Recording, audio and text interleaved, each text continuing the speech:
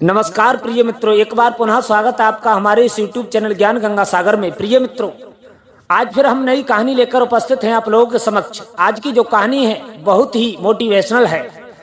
प्रिय मित्रों, आज हम बात करेंगे एक चिड़िया की कहानी, एक चिड़िया की शिक्षा, अपना काम स्वयं करें।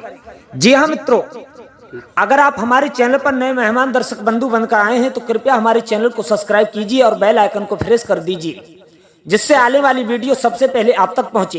प्रिय मित्रों, आपका एक सब्सक्राइब हमारे लिए बहुत ही महत्व रखता है। तो आइए आपका ज्यादा समय न लेते हुए चलते हैं कहानी की तरफ। तो बने रहिए हमारी वीडियो की समाप्ति तक। प्रिय मित्रों, जीवन में जब ऐसे कई मौके आते हैं जब हमें लगता है कि हमें दूसरों पर निर्भर नहीं रहना चाहिए, हमें अपना काम स्वयं करना चाहिए। हम आज एक ऐसी कहानी लेकर आए हैं जो आपके जीवन में ये कहानी हजारों शिक्षाएं देगी, हजारों प्रेरणाएं देगी। जी हाँ मित्रों, किसी गांव में एक किसान रहता था। उस गांव के बाहर एक छोटा सा खेत था। उस खेत में किसान ने फसल को बो दिया और फसल जब तैयार हो गई तो चिड़िया ने उस खेत में अपना घोंसला बना लिया। धीरे धीरे कुछ समय बीता, उस खेत की फसल पक गई और कटाई का समय आ गया। अब चिड़िया और उसके बच्चों का उस खेत को छोड़कर नए स्थान पर जाने का समय आ गया। खेत में चिड़िया के बच्चों ने किसान को कहते हुए एक बात सुनी। किसान ने कहा था, कल कटाई के लिए अपने पड़ोसी से पूछूंगा और उसे खेत में भेज दूंगा जिससे यह फसल कट जाए। इस बात को सुनकर चिड़िया के बच्चे सहम गए और किसान की बातें सुनकर परेशान हो गए। प्रिय मित्रों, उस समय चिड़िया कहीं गई हुई थी।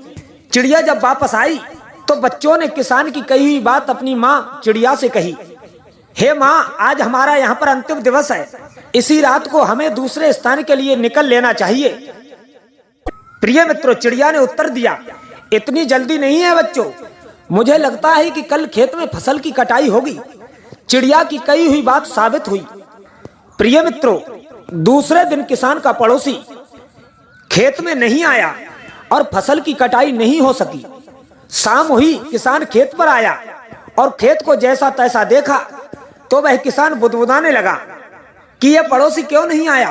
किसान ने सोचा, हम ऐसा करें, कल किसी रिश्तेदार को बुला लेते हैं और इस खेत की फसल को कटवा लेते हैं। प्रिय मित्रों, इतनी बात जब चिड़िया के बच्चों ने सुनी और फिर वह बच्चे परेशान हो गए।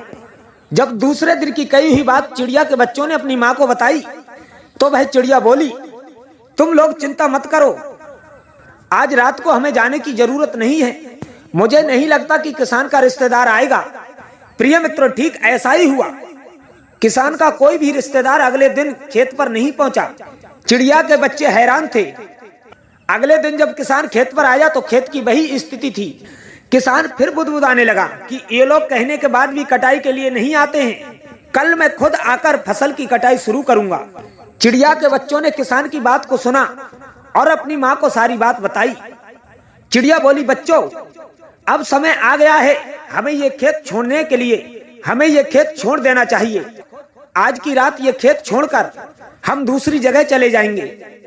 दोनों बच्चे हैरान थे कि इस बार ऐसा क्या है जो माँ खेत छोड़ने को तैयार है। उन्होंने पूछा, माँ? तो चिड़िया ने जवाब दिया, बच्चों, पिछली 2 बार किसान कटाई के लिए दूसरे पर निर्भर था, दूसरों ने उसके खेत का कार्य नहीं किया। इस बार उस किसान ने अपनी जिम्मेदारियां अपने कंधों पर ले ली हैं, इसलिए वह अवश्य आएगा। प्रिय मित्रों, अब चिड़िया के बच्चे भी काफी बड़े हो गए थे, उन्होंने उड़ना भी सीख लिया था। फिर उसी रात चिड़िया और उसके बच्चे उस खेत से उड़ गए और कहीं चले गए। इस तरह खेत की फसल कटने से पहले ही चिड़िया सुरक्षित स्थान पर चली गई। प्रिय मित्रों, इस कहानी से हमें यह शिक्षा मिलती है कि जब तक किसान दूसरों के भरोसे रहा, उसके खेत का कार्य रुका रहा, लेकिन वह दूसरे का भरोसा छोड़कर अपना काम करने के लिए खुद उसने निर्णय लिया, तो उस खेत की चिड़िया भी समझ गई कि अब किसान ने ठान लिया है कि वह अपना काम खुद कर सकता है। तब चिड़िया ने उस खेत को छोड़कर दूसरे स्थान पर जाने का निर्णय ले लिया। प्रिय मित्रों, इसलिए कहा गया है, अपना कार्य स्वयं करना चाहिए, किसी दूसरे के भरोसे पर अपना कार्य नहीं छोड़ना चाहिए।